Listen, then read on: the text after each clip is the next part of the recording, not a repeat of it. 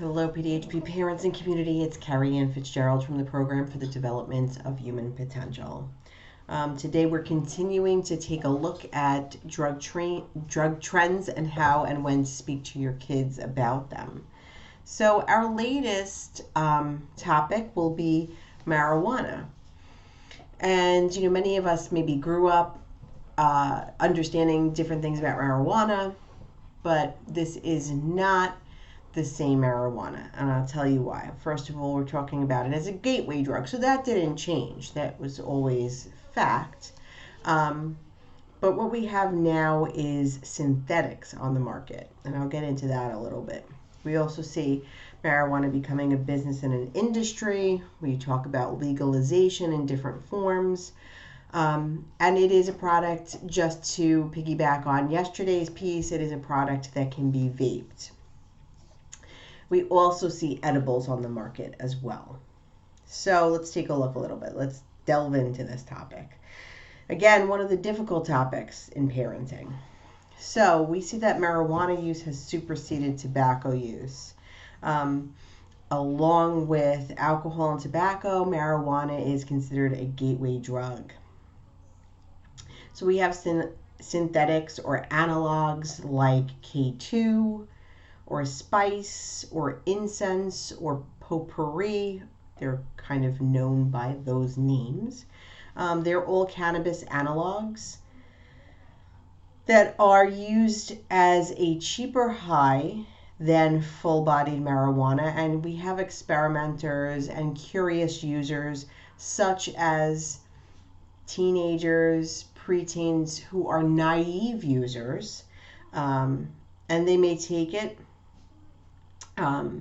They may feel that there's a lower dose, and people who are drug tested consider that this is a lower dose of marijuana and they'll still get a high from it.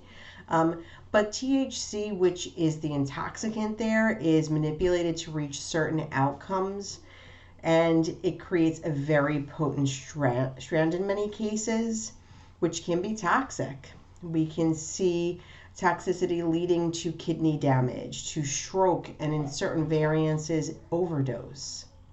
So now it is possible for people to overdose from taking marijuana. In April 2015, there were 15 deaths due to overdosing, and numbers are spiking within the poison control countrywide. We are seeing the marketing of products like energy drinks, packaging and names that are appealing, like Wheaties instead of Wheaties, the cereal. There are no warnings on labels. So marijuana is now being taken into the body in different ways and in different forms. And we know that there are artificial flavorings. There are different ways to smoke it. There are the ability to vape, to consume it in a food product, in a candy form. So consumption is pretty trendy when it comes to marijuana, but in larger quantities than traditionally smoked. So that becomes yet another concerning variable. When a form of marijuana seems a little more familiar, like a candy or a brownie or something like that, the risk level or the perception of risk level seems to change. So people don't think it's as potent or as concerning, but in a lot of ways, it's the opposite. Legalization is a conversation on many fronts, and of course we are talking about medicinal uses as well. So when kids hear that, they kind of figure, there's a decrease in the riskiness of using marijuana. So that's another conversation, again, parents, for us to use. But of course, there's not enough research at this point. And as I had said, that we know that one of our big problems is, as we said before, naive users. I'm even talking about naive users when it comes to social media. That term just really hits the bell, I think. We see 13 years old to 19 years old. We see 53% of pediatric exposures. 25% in the ages 1 to 3 even. Think about those familiarized forms. Older children who are driving and using marijuana or synthetics can be problematic because marijuana allows for one focus at a time.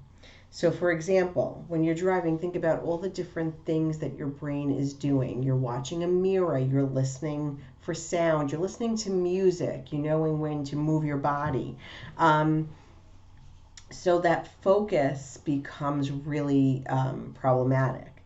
Maybe they're just focusing on one mirror and that's it.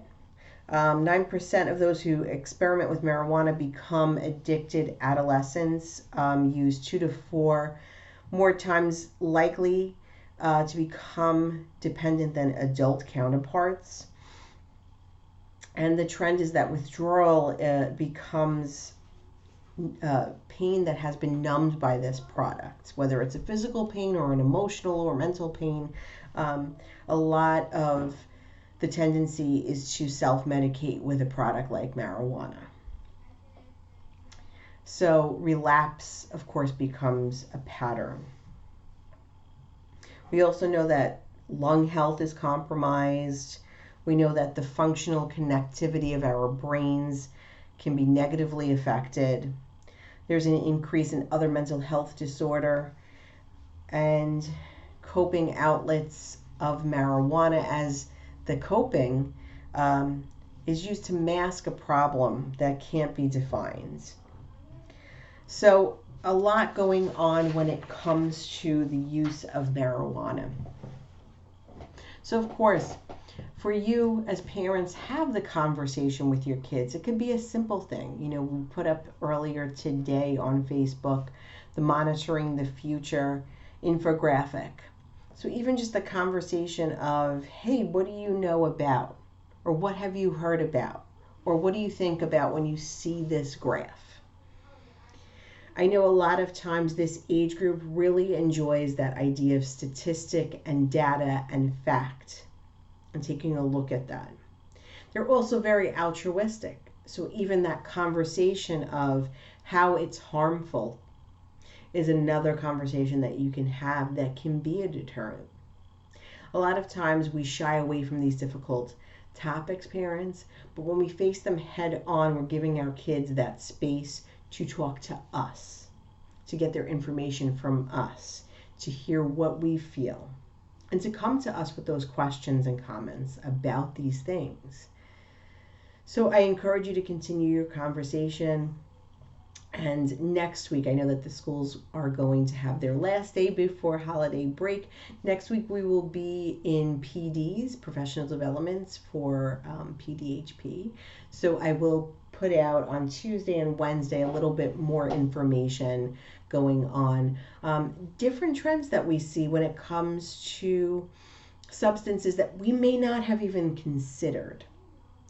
And a little bit more of that social, emotional, cognitive development that we always seem to be interested in when it comes to these trends.